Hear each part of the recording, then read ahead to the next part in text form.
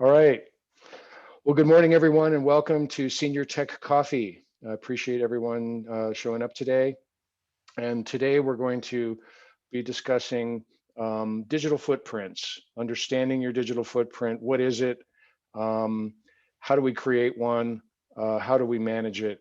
What are some of the tools available that can help us with that? So let's go ahead and dive in. And again, if you have any questions, feel free to jump in. All right.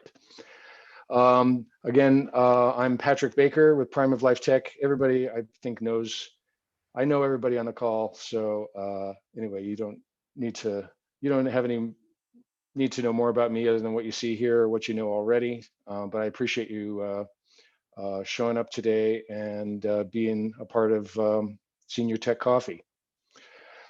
So again, understanding your digital footprint, we'll talk about what it is, how do we create them, how is it used, and then some ways that you can manage that.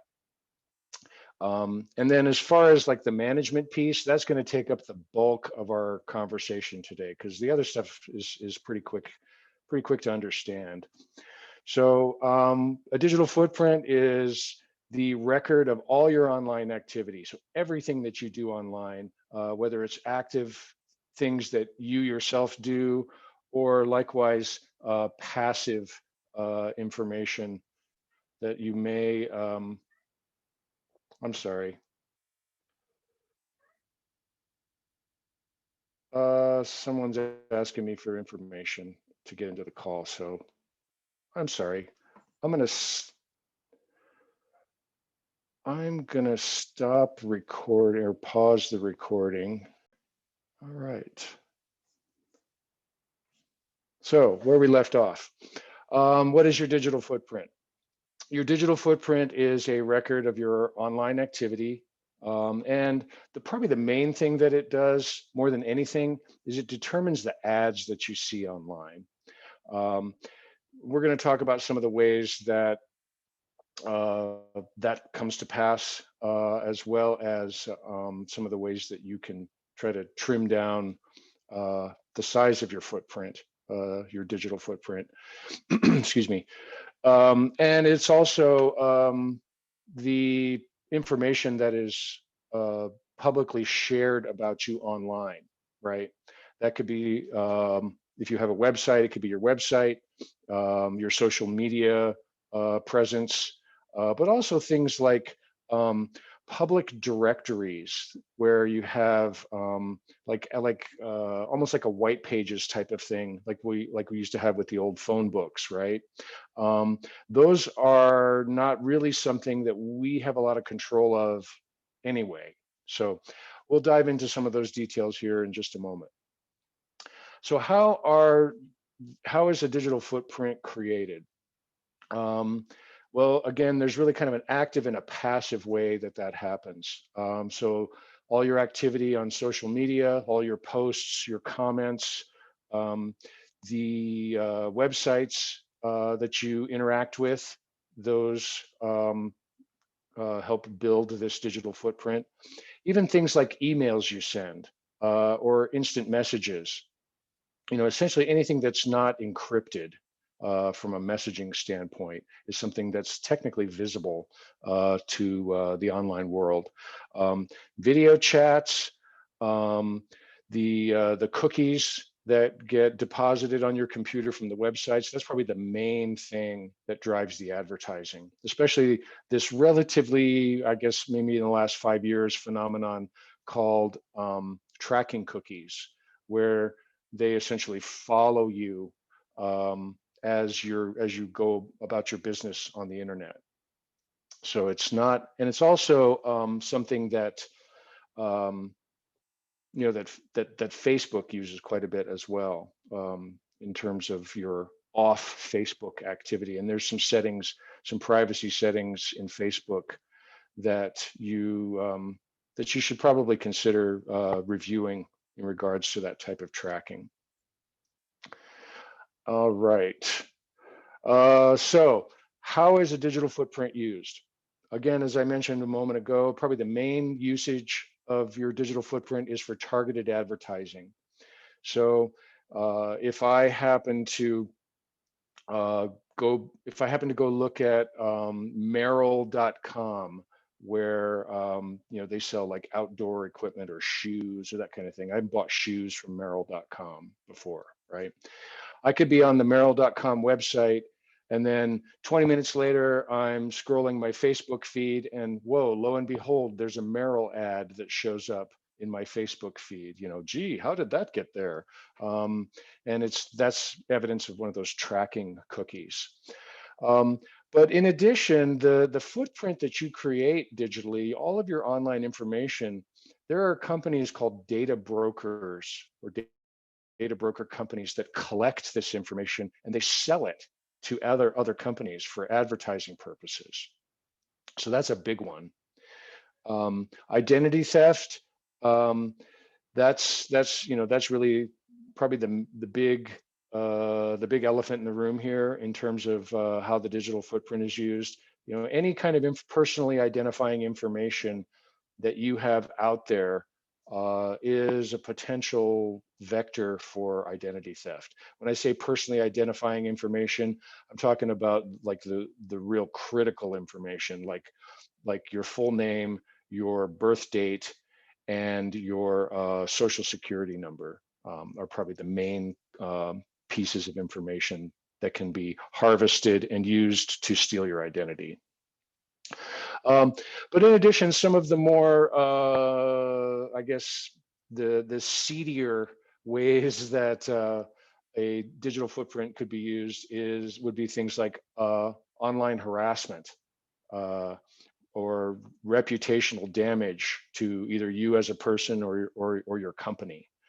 But in addition to that, there are, and this is I guess, a relatively recent phenomenon in the last, probably 15 years, employer pre-employment screening and really ongoing surveillance. So if I apply for a job at a company, one of the things that they're doing now is they're Googling you, but they're also doing things like checking out your online presence on social media sites, Twitter, Facebook, LinkedIn. I might just jump in here real quick, Patrick. Please, go ahead. That presentation, it was fascinating, by an IT staffing professional. And it was about this very topic, actually. And he said, IT people, I'll look at you, Patrick, or maybe some others here, kind of geeky types. I mean, maybe boring. Do they have a life? I'm just teasing. But they go onto their Facebook to see, oh, look at, he's got a girlfriend or a boyfriend, whatever, oh, look at, he likes to ski. So they're looking for sort of a personality, kind of. They're looking for that you have this something outside of just your little narrow world. And I found that quite fascinating. But I mean, to a point, it can also, oh, what kind of kinky things is he into or whatever. But you think of them going like to LinkedIn, okay, that makes sense. Oh, but no, they may be checking out your Instagram or whatever. So yeah, to your point, exactly. Mm-hmm. Yeah, they want to, and you kind of hit the nail on the head there, Joyce. They're trying, when they're looking at your social media, they're trying to get a sense of you as a person. What are you like as a person? What would you be like to work with as an employee? What kind of personality and interests do you have? And not just when you're applying for the job, but on an ongoing basis. So it's something to think about in terms of what you put out there and make publicly visible on social media. Patricia, go ahead. Looks like you have a question. Unmute. Okay. For this reason, I think a few years ago, I just left Facebook for a year when I was looking for a job. And I have been hesitant to put myself, my interests, much out on social media for this very reason, because there's so much surveillance. And if I'm talking to my friends, maybe even in a private group, I am not sure that others can't take a peek. What do you think? I think where the groups are concerned, if it's a private group, I'm actually not 100% certain whether or not that contributes to your digital footprint. want to say Mhm. no, but I don't know that absolutely for certain. Mhm. I know that definitely with the public facing groups, that is something that would be accessible, uh, Mhm. through some kind of a search or some sort of scraping tool that, where they're essentially compiling your dossier, as it were, based on your digital footprint. So Mhm. yeah, it's a valid concern. In addition, the final bullet here is social media. That's also I'm sorry, college admissions um, also uses your social media to try to get a sense of who you are as a person, um, and that can have an effect one way or the other on an admission decision. So these are the kinds of things to kind of keep in the back of your mind when you're thinking about your online presence and what you put out there. So what are some of the ways that we can manage our digital footprint? And as I mentioned a little bit earlier, this is kind of the meat of the discussion and presentation today. So we'll be spending essentially the rest of our time talking about how to manage our digital footprints. So the first thing that you can do is just Google yourself, or use multiple search engines more appropriately. See what kind of results turn up for you on, other things like Bing, for example, or there are also some more security oriented or secure type browsers that we'll talk about here in a moment that you can use. But those are the main ones. And really any browser, Bing, I'm sorry, search engine, Bing or Google being the main ones. Yahoo still there as well, of course. You can set up alerts on Google that will email you when there's new information that's published publicly online. So if you want to be notified when there is public facing information about you, you can go to, and I'll provide links to all these tools here at the end of the presentation. But you can set up an alert on Google and be emailed when something's published about you. And you could also do that for your business, the name of your business, or really any topic or any thing that you want to be alerted about. So it's not just about you. You can set up Google alerts for pretty much anything that's searchable, right? One of the strategies that I think is a good strategy is also to maintain separate email addresses for personal and professional correspondence. It's sort of like your bookkeeping, right? You don't want to be shelling money out of your personal bank account for business related expenses. We try to keep our personal and professional finances separate. Same thing for email. I think that's an important thing. And then the other thing that I touched on a moment ago, and Joyce has a lot of insight into this, is utilizing the privacy settings on social media. And one of the first and most basic things there is just the scope of the audience for an individual post on social media. I mean, you can choose as you're composing or creating that post, how broadly do I want to disseminate this information that I'm about to put out there on Facebook or Twitter or LinkedIn I or get, other. yeah, Hey, Patrick. go ahead.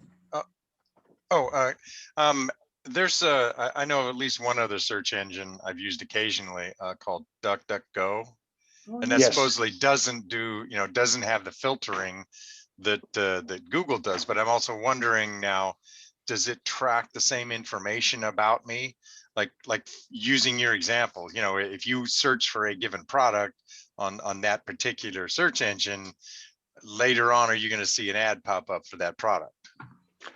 The short answer is no. Okay. And we'll talk about those more privacy focused browsers here in just a moment. Joyce, you had a Yeah, question just or a couple comment? things. I all of this, of course, makes 100% sense. I want to speak to kind of a variation of bullet 3, which many of you have heard me talk about, and that is the idea of a Google Voice phone number. Because what I find is so many people use, well, frankly, a lot of people use just one email, interesting, but a lot of people use only one phone number, their personal cell, their mobile number, right? Well, I think that's not the best thing. I mean, if you get a Google Voice number and it interfaces, see, with your personal cell number, and then there is an app involved that, frankly, honestly, I haven't bothered to add, which I probably should, of course, in which you paste your outbound calls and they don't see your personal, it'll come up as the Google Voice number. So all you have to do is go to Google Voice, and then you put in your, I believe your current area, you know, maybe your zip code, or, so I haven't done it for a long time, but it's very easy to do. The one thing to alert you about is when a call comes into it, it will not come to your regular voicemail. It actually comes as a transcript that comes through a Gmail. So just so you know, because that confused. So I tend to give out my regular personal cell number to my clients and people I know well. That's just easier. But this is your public facing number, like on your website, on your social media, things like that. I do recommend that. And anybody here, I'd be happy to do a free Zoom session on the privacy settings part of any social media that I know about, which would be mainly Instagram, Twitter, and mostly, of course, LinkedIn and Facebook. So I just thought I'd mention that. Sure, absolutely. Thank you. And yeah, I use Google Voice myself. The number on my business cards, the number on my website, that's a Google Voice number.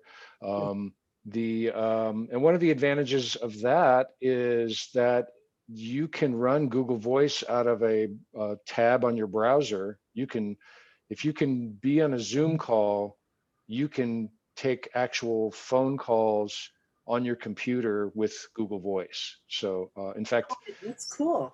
I have an older phone. My phone's probably, just over 3 years old, I want to say. You know, the battery's not so hot anymore. Plus the sound, unless I'm using the headset that I'm using right now, it sounds like a somewhat spotty cell phone call. Whereas if I take the call on my computer, it's I could use the headset with my phone as well, but the point being that I don't have to worry about battery. I don't have to worry about reception. I only have to worry about my the current state of my internet connection as far as using Google Voice. So yeah, that's a good point as well. Anyhow, so continuing with how do we manage our digital footprints? So one of the things that's recommended is to not publicly overshare, right? I mean, there's certain things that we want to know about each other, certain things, maybe it's the audience is best kept to a small group of friends, or maybe it's not the kind of thing that we should be sharing on social media at all. I'll leave that to your imagination as far as what's good to share and what's not. Anyhow, deleting unused online accounts, including email accounts, is recommended as well. So if you have, say, and I'm just going to pick something out of the air here, like say you had an old MySpace account, for example, right? Do you still want that out there? Do you still want that and anything you posted and the information that's out there? Because it still exists, but do you want that still out there? Do you want your, if you're using older,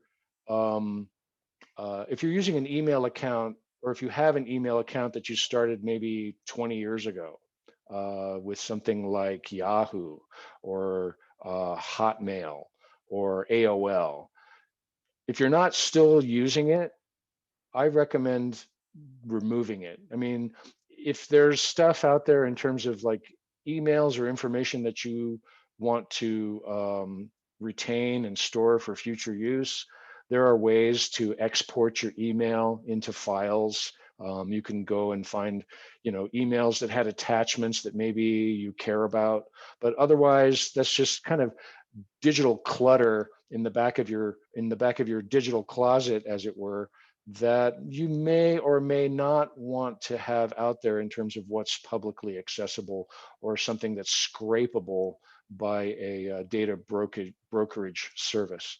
Patricia, go ahead. Uh, Um, is there a more painless way to get rid of 100,000 emails besides going through them one by one?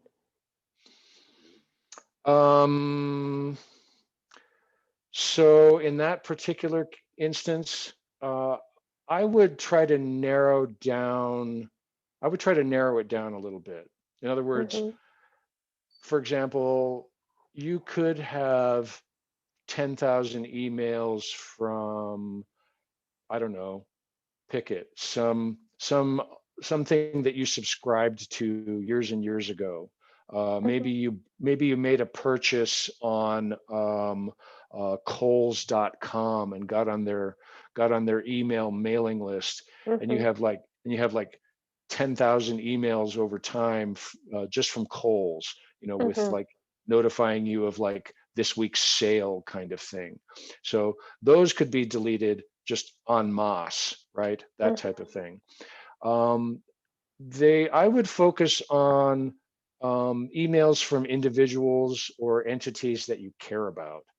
And you can, one of the things that you can do with pretty much any email, whether it's browser based or if you're using an email client like Outlook, or the Mac Mail client, for example, you can search for um, emails. You can search by keywords, whether it's emails from a particular person, emails where the subject contains a certain set of keywords, those types of things. So I would try to take it in more bite-sized chunks like that, where you're searching for specific emails from specific individuals or entities, and then make the decision, gee, do I want to archive all of these off? Do I want to save all of these off in some way? Do I want to go through everything that has an attachment on it, and is from a certain person or entity?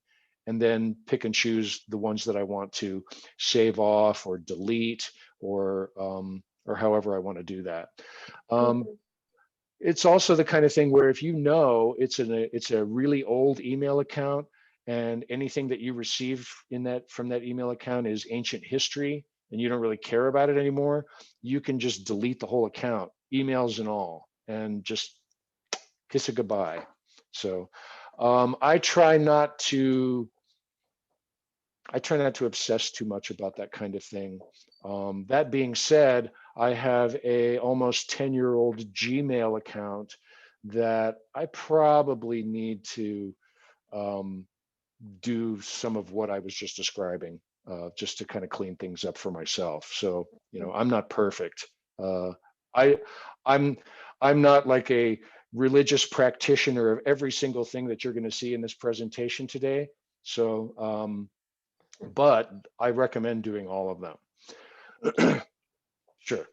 Let's see, the next item, deleting unused apps from your mobile devices. Let's say you downloaded some app that you maybe used once and then you never used it again.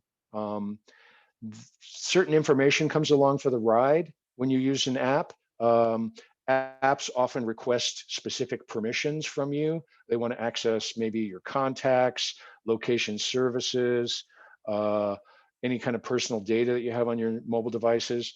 So I recommend, if you haven't used an app for a really long time and you don't really see the utility of keeping it, then I would just delete it.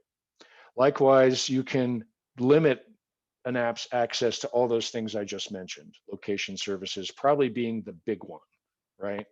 Because that's something that gets used for the targeted advertising. So if you happen to be, driving down the street and you pull up your phone, you're at a traffic light, maybe from a more of a safety perspective, you've pulled over, you've then pulled out your phone, and you're scrolling through Facebook because you're waiting to meet someone for an appointment or something, just hypothetically, and you happen to drive by a Kohl's, in the last 5 minutes or whatever. gee, I get a Kohl's ad in my Facebook feed. How did that happen? Chances are that location services was on, and the app is looking for nearby businesses in order to serve you up an ad for that business, that type of thing. It can happen.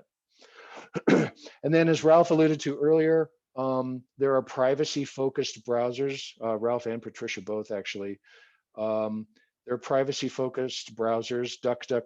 DuckDuckGo is the one that Ralph mentioned a moment ago, and the other one is called Brave. And these are both recommended. What they do is, Google's, think about it this way, Google's search engine and the Chrome browser are essentially an advertising engine, right?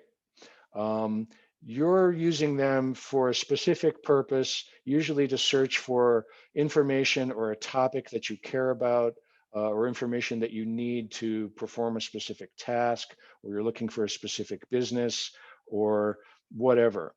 Or maybe you're just looking for some new cat videos. The stuff that kind of goes on behind the scenes is all basically trying to feed information to you from Google's advertisers, so that that it's relative to the thing that you just search for. Cat videos, open-toed sandals, whatever the case may be. So the privacy-focused browsers kind of do away with all those shenanigans. There's not the tracking stuff going on. They're not serving up advertising for you. They're not ranking certain businesses higher than others in the search results based on who paid what, those types of things. So I have a question though, maybe building on Patricia's question. sure. Could you get the same kind of robust response as you would get, say, through a Google search? If what the main searches I do, being not much of a shopper, are informational searches. So I see a question come up and I think, oh, I try to go to LinkedIn, I'm not getting an answer. So I just like Google the question in Google, I'm going to Google it. So what do they, it's kind of a really ignorant question. Do these browsers have access to the same kind of topical information that Google would have? I think that Google's search engine is kind of the industry standard at this point in terms of what it does and how it does it. Mm-hmm. All the advertising stuff aside. So do these other browsers have access to the same information is the question, more or less. Yeah, and I think the short answer is yes. It's a qualified yes. Mm-hmm. I think the best way to determine that would be to do a side-by-side test. Yeah, I guess so. If you're searching for like you said, a particular question or some specific information that you're not finding elsewhere, pull up the you can pull up the DuckDuckGo browser, you can pull up the Chrome browser and go to Google. You can enter your search query, you can do a side-by-side comparison. Am I getting the same kinds of information? Are they ranked the same? Is the quality of the results that I'm getting as good on a DuckDuckGo or a Brave versus on Google? Your mileage may vary. I can't really give you a definitive answer to that. So, all right. Moving on. Limiting the audience of your social media posts. I've mentioned this a moment ago. This probably is mostly applicable to things like Facebook. Facebook, I can limit the scope of the audience either to say just my friends and their friends, or I can make it public. There might be a couple of more permutations in there. I think one, you can create your own groups effectively. It's actually, excuse me for interrupting, called a custom list. You Right. can have a custom list, and that is, say, it's all my friends from church. Right. But for some reason, I have something that's relevant just to church, but I'm not maybe in a group with all my friends from church. So I create a list, and they don't really know when they see that post from me in their newsfeed that I've only made it available to my friends from church, if that makes sense. And you can also, by the way, you can have something called, I use it a lot, called acquaintances. So then let's say my dog dies and I just don't need to have all my like wider circle of acquaintances all weighing in, people who I hardly know. So I have like roughly 2,000 friends. So let's say of my 2,000 friends, 500 of them are really just acquaintances. And that's the term they use. So when someone becomes your friend, if you were like, oh, I don't know, should I friend him? Just make them an acquaintance and then don't follow them. Ha, that's kind of slick, because then whenever you put up any kind of post, unless you limit it to friends except acquaintances, they'll see that. Most of my posts are businesses. But if you put up something really personal, think about it like Patrick said, then these acquaintances will not see that particular post. I really support you in what you're saying here. But like something like LinkedIn kind of logically doesn't have this little tiered thing. Theirs Right. kind of just goes to a broader audience, like, well, no, it does too. I take that back. You can have it go to a smaller group, but why really? But you can take a LinkedIn post and have it conversely go to your Twitter people as well. There's an option for that. So look for that. Right. And then there's also the option from Instagram to post from not only to Instagram, but also to your Facebook account, because I shouldn't say they're the same account, but they share the same credentials. So let's see. In addition, and using an alternate email address and phone number for online account registrations, or even for online shopping. That's an option. In other words, you could create a separate email address where all you use it for is to sign up for online accounts for different online services, or you only use this particular email address and phone number for online shopping. And then that anything that comes to that email is either something that you opted in for, or conversely, that email has been sold by a data brokerage to some other advertising company, and then all of a sudden you're getting this spam using this specific email address. But at least the spam isn't coming to your main email account, as it were. So there are also, as I mentioned, with these data brokerage sites, some of them have the ability for you to opt out and remove your information from them. And others, you actually have to use a paid service to have that done for you. The advantage of using a paid service is that they'll hit more than one, and you don't have to do all the homework to figure out who has my information and is selling it. So, and then in addition, there are also paid services just for reputation management, where they can basically go out, they can scour the web for anything that's unflattering about you or your business, and they can go through all the right channels to have that information removed.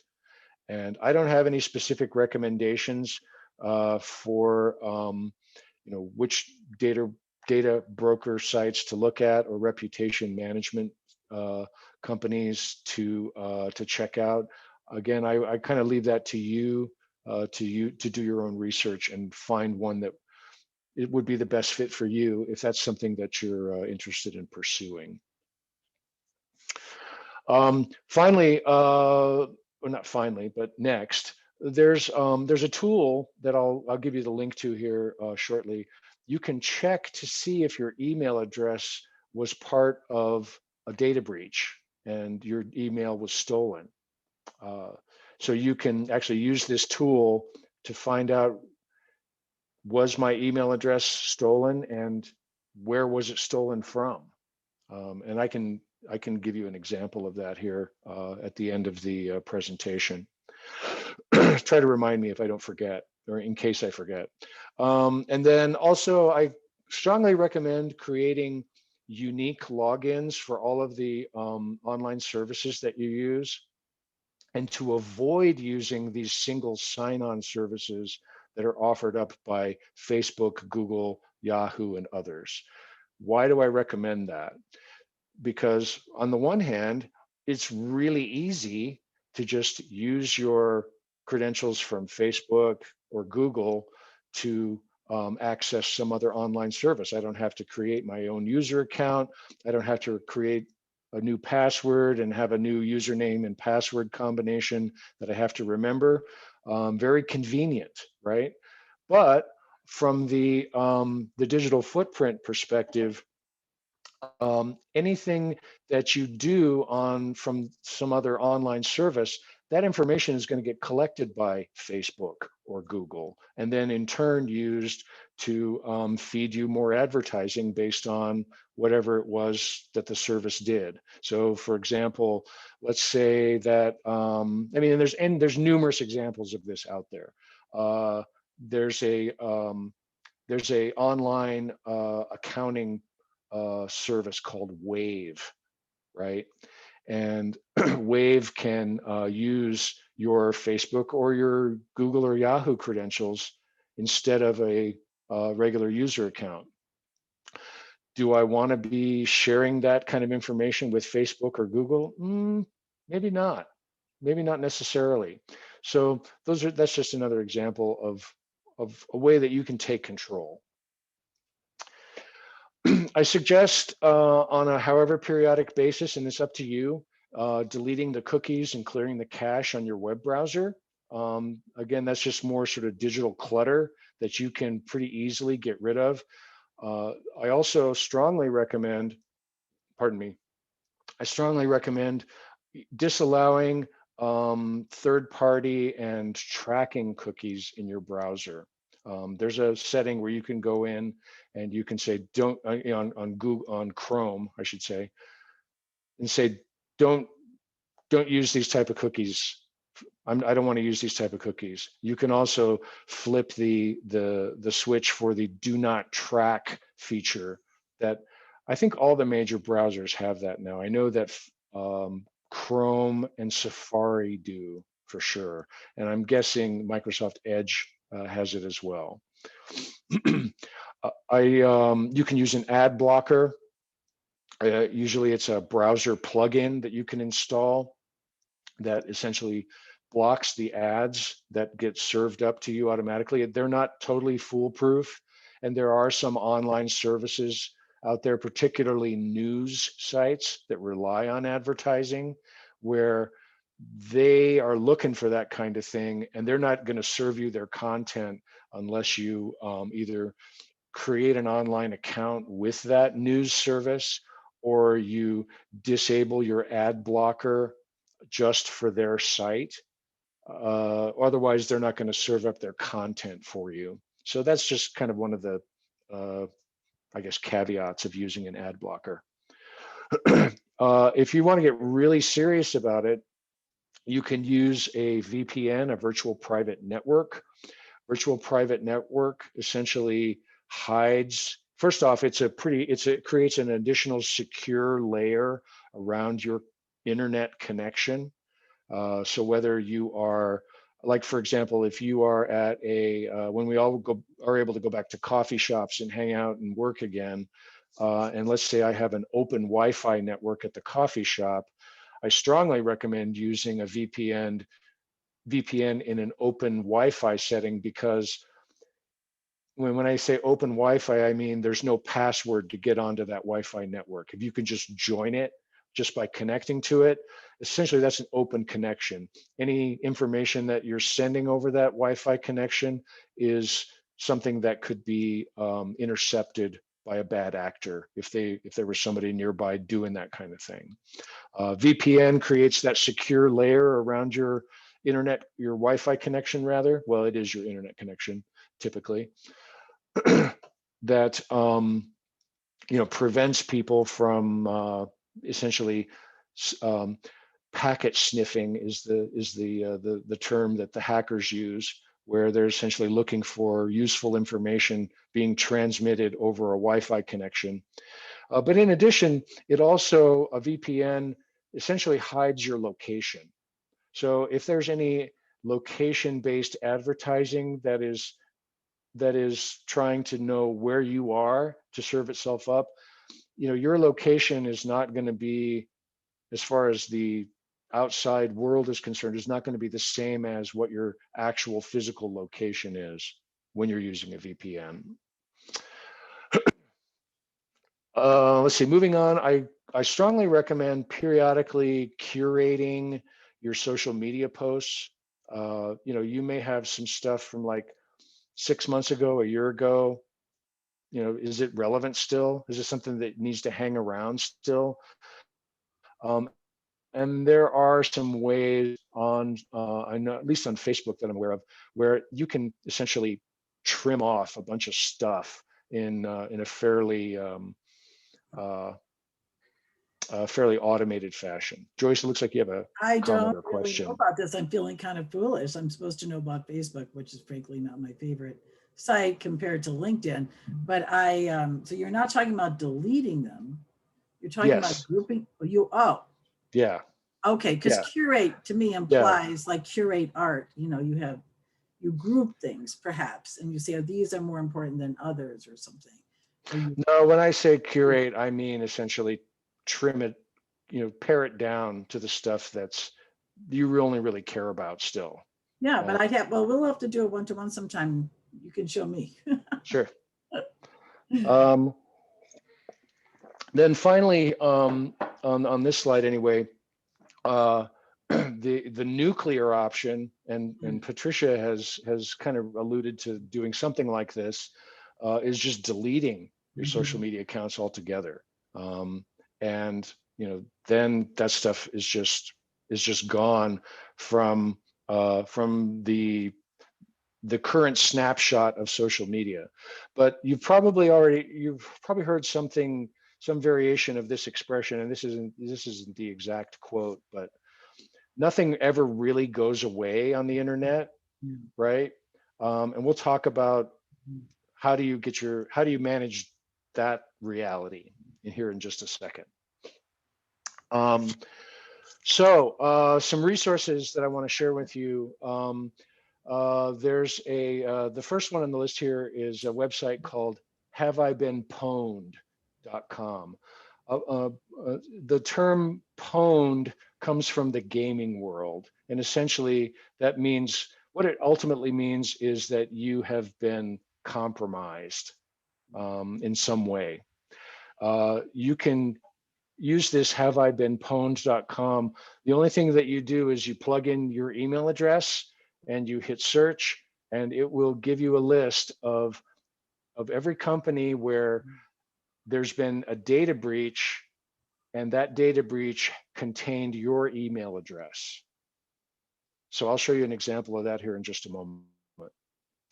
The Google alerts that I mentioned, google.com/alerts. As long as you're signed in with your Google account on the browser, or you sign in when prompted, you can create these alerts, whether it's by your name, your company name, maybe some other company like a competitor that you're interested in seeing what comes up in about them on the internet.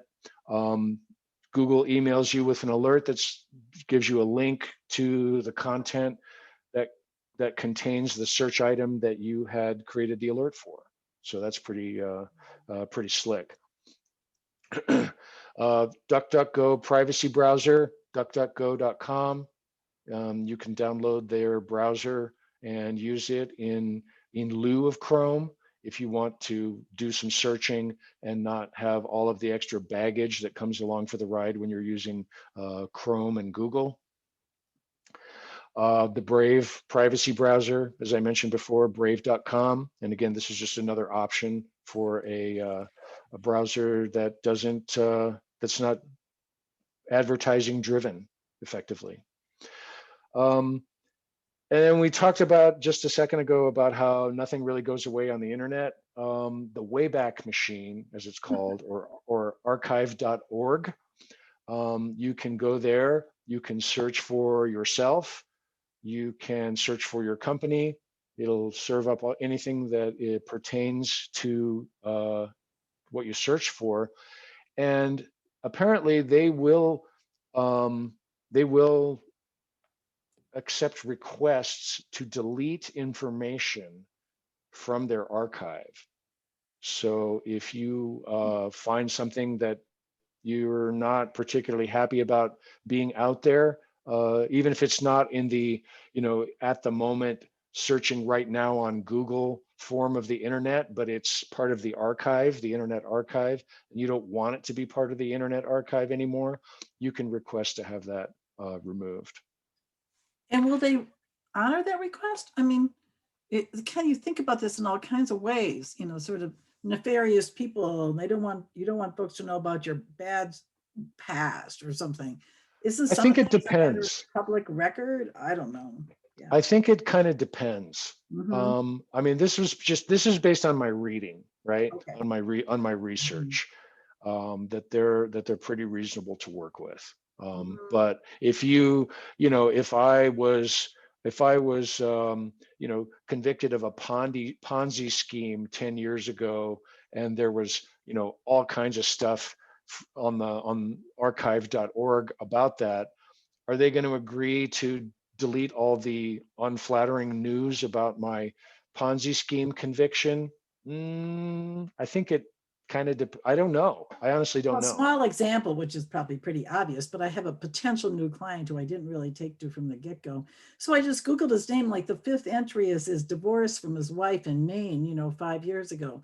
Well, it was, lots of people have been divorced. It's not the end of the world, but I thought that was interesting. Yeah, that is It would interesting. come up, but partly because it would come up that high. And something from 5 years ago, like what else is going on with this dude? Why wouldn't he, he's the kind of big muckety is, have more, something more robust about him? Just Yeah, saying, that's interesting, especially something that's, I mean, that's pretty old in, Yeah. in that respect. Just saying, it's interesting. Yeah, definitely. Anyhow,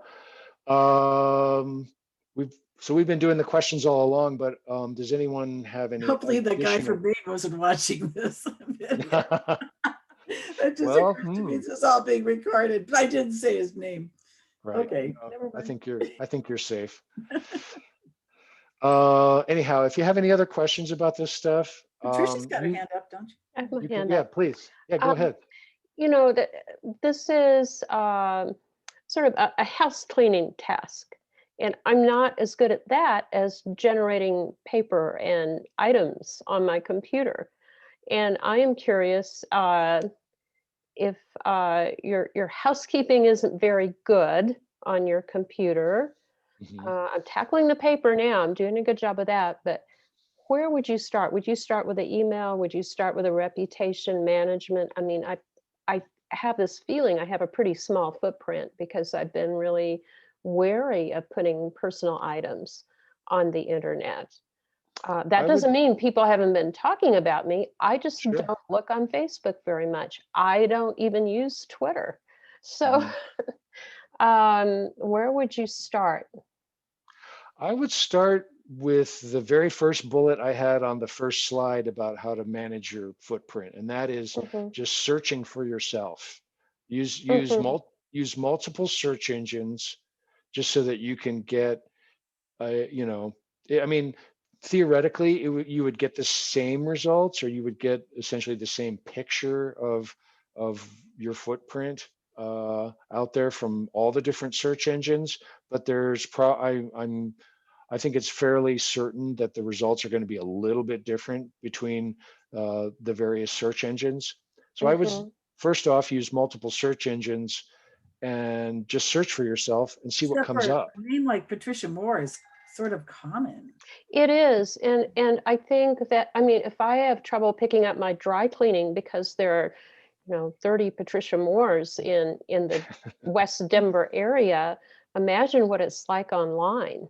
if some Yeah. employer is searching for me. Right. Exactly. So, you could search for, your first name, middle initial, last name. You could Hmm. search for variations of your name. Right. If you at any point in the past went by, Trish or Patty, Hmm. you could Mhm. use those variations as well. Right. Or as So, say, I have my maiden name now. I didn't always have this name because I was right, married.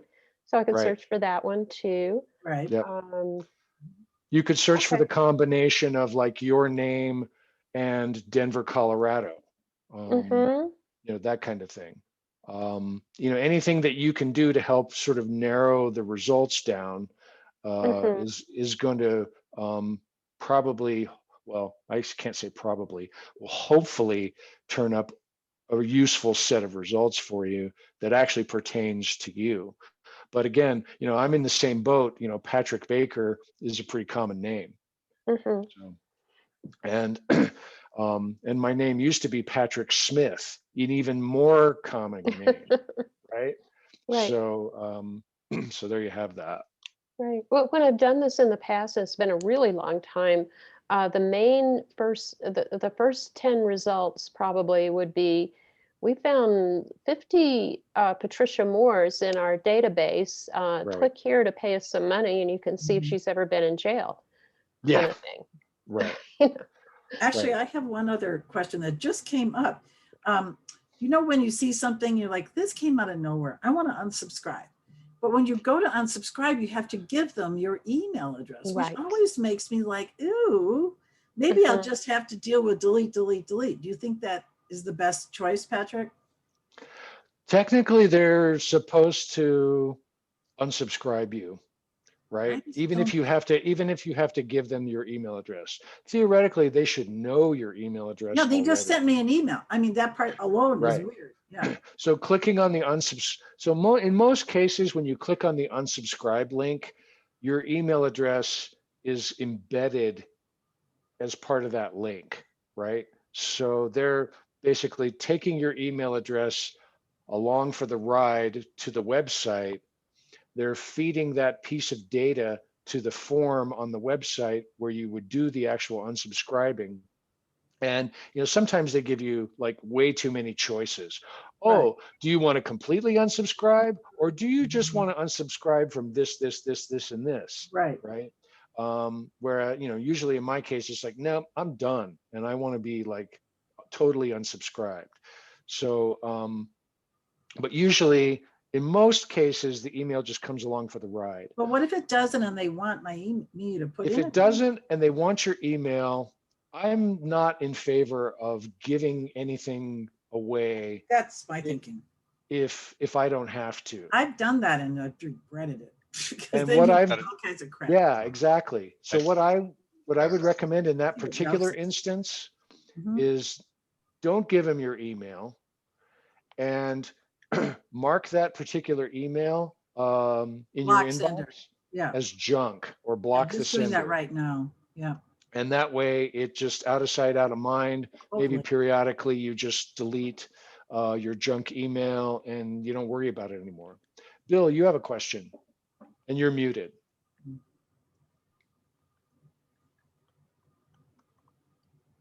Oh, Ralph had to go. Did I hear my name?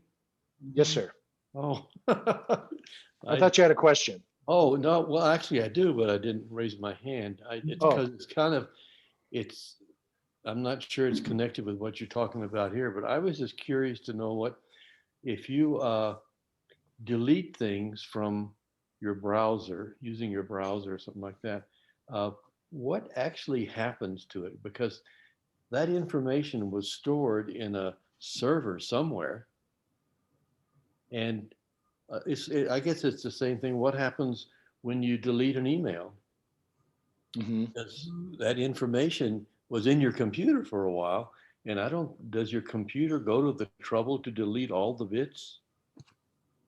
Or does it just well, delete the connection to it? uh, so I'm the short answer is I'm not totally sure.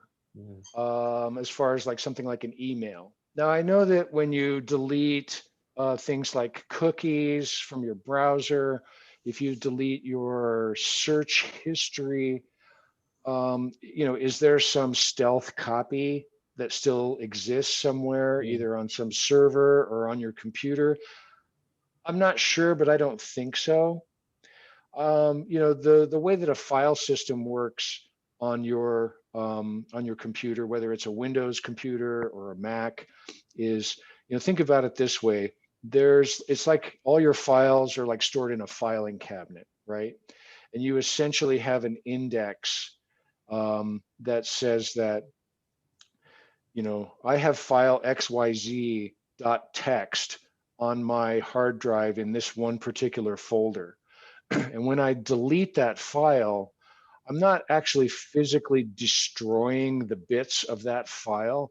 I'm essentially removing that file from my index Yeah. of files, right? Yeah. And by removing it from my index of files, I'm also making the space, the physical space that that file consumes, I'm making it available for other files to use. Whereas when when its name is in the index, that space is protected. It basically says, it sort of builds a little digital wall around this file and says, you can't overwrite this space because it's being used by a legitimate file. But in the case of, cookies, internet history, does it all go away and it's really, really gone? I think so, but I would have to do a little research to get you the definitive answer on that. Well, what you answered, your answer there was what I had been taught in my introduction to computer science class back in 1970. Right. So I guess that hasn't changed. Yes, indeed. Thank you. Thank you. Sure thing. Sure thing. Let's see. Okay, Ralph had to leave us. I have Okay, to leave gotcha. too, by the way. Okay, no problem. Thank you. All right, Thank you well, I think for- we're wrapping it up. Yeah, just FYI, in 2 weeks, I'll be having another guest on, a gentleman named Ravi Bala, who is a age tech evangelist, or so he calls himself, with a company called Health Signals. And Mhm. we're gonna be talking about the topic of the infrastructure you need for telemedicine and some of the projects that he's been involved in with his company, Health Signals. Morgan, that's essentially what sort of like the baseline of what we were talking about last time with Open Arms. So only a little more of a deep dive there. So anyway, that's in 2 weeks. My contact information, if you need it, you can always contact me through the website, primeoflifetech.com, either through my contact page, or you can book appointments directly from the website. Thank you for taking the time to meet with me today and discuss this topic. Lots to get your head around. And if you like, I can make this presentation available for download if you want to be able to have that to refer to. So That would be great. Thank you. anyhow, I appreciate you joining me today, and have a great rest of your day, everyone. Thanks, Patrick. Thank you, Hello. Patrick. Yeah, Bye, everyone. appreciate it. Bye-bye.